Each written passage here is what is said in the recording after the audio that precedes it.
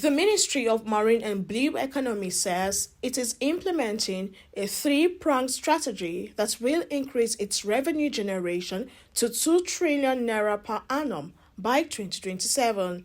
Marine and Blue Economy Minister Mr. Adeboyega Oyetola disclosed this at the ministerial press briefing on the administration of President Bola Tinubu's senatorial update. We engage all subsector stakeholders, experts, academia, and research institutions in assessing the current state of the sector. Key policy thrusts and goals have been defined, and a comprehensive 4-year key result framework and implementation plan to guide the ministry and its agencies has been developed.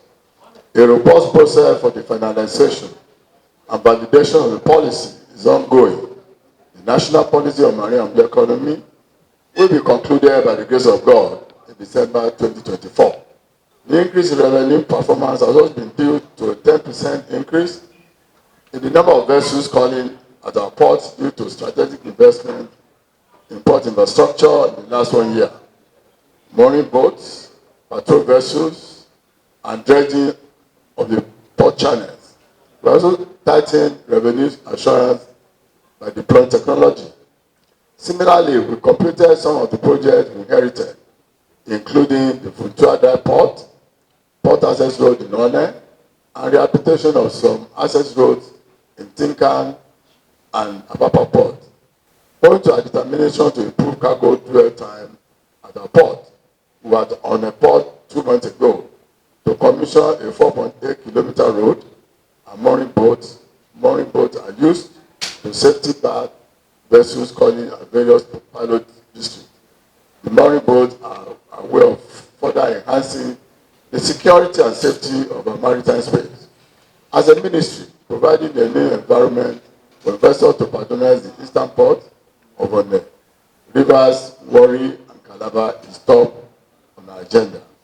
The minister also said the ministry had engaged subsector stakeholders, experts, academia and research institutions to understand the sector's current state with a view to create a dynamic policy framework and harmonize recommendations to unleash its potential.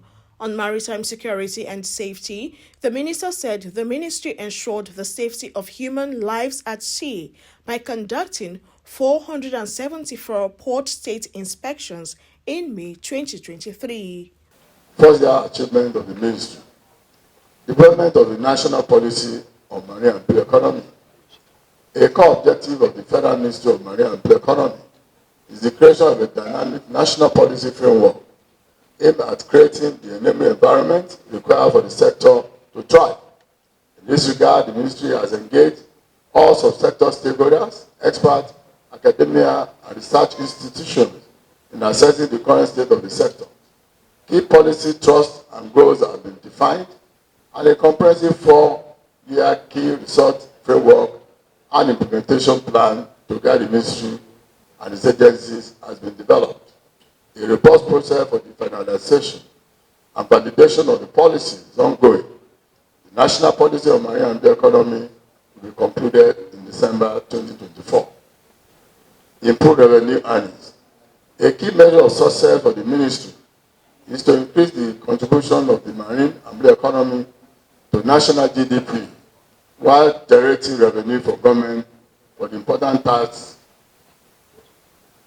of national economic development.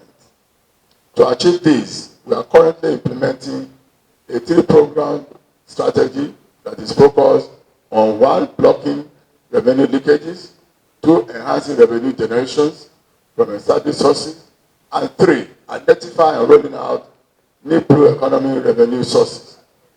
The ministry has achieved a ramp-up of revenue to government in the last 1 year and is poised to do more.